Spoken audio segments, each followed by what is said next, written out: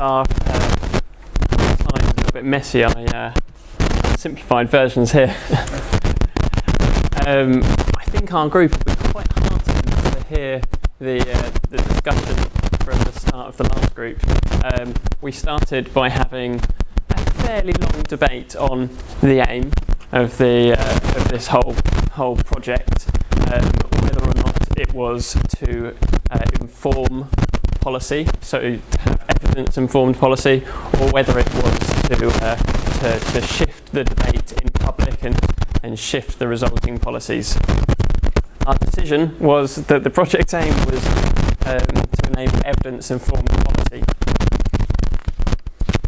From that, we were able to decide who our target groups were. So our target groups very much policymakers.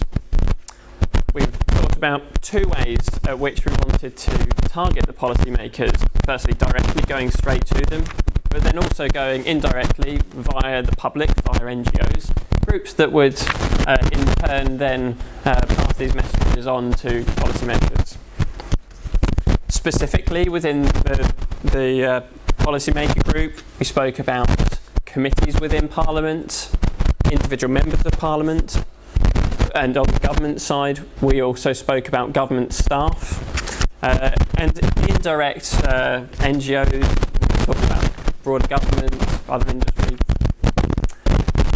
and journalists. So that moved us on to how do we get the message across. Communication channels and tools doesn't actually fit on my piece of paper very well. So we looked at how we would get to the committees, how would we get to the individual MPs, the government staff. So for each of those three, our main tool was going to be the policy brief. The thing that was going to be different was how we got the policy brief to those different individuals. Going to the committees, we decided that we wanted to contact the heads of the committees in each of the different parliaments, and I believe that the project already has contact with those individuals, and to ask the committee head to put it onto their agenda so that they would have a committee meeting. For the individual MPs, we were looking to also use that committee chair to organise another meeting within Parliament, perhaps a round table meeting or a seminar that other individual MPs that are interested could come along to. For government staff, we felt that we needed other contacts in order to be able to really get in contact with all of the different staff within each of the ministries of health. Looking at, so we looked to contact a senior government member, organise a meeting, and ask them to circulate the policy brief to different members of staff.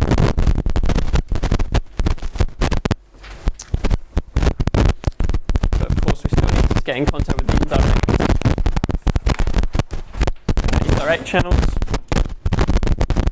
For NGOs, we wanted to send the full report and policy briefs. They would be interested in the content. For public, we're using social media, the website and newsletter of the institutions already involved.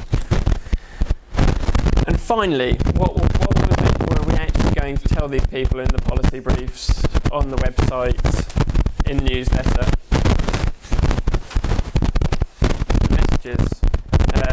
Which we debated long and hard, and realised that we were actually fairly happy with the messages that were on the piece of paper, but we wanted to add a couple of extra ones. So just to give you an idea of what was written on the paper, one of them was basic care provision for everyone must be ensured.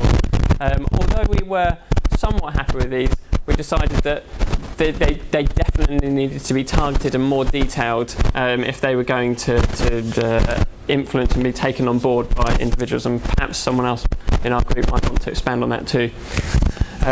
We also wanted to add a message in of why this work is interesting, that it was new and that it engaged all of the different stakeholders within the process, so that the people that were being communicated to took it on board. And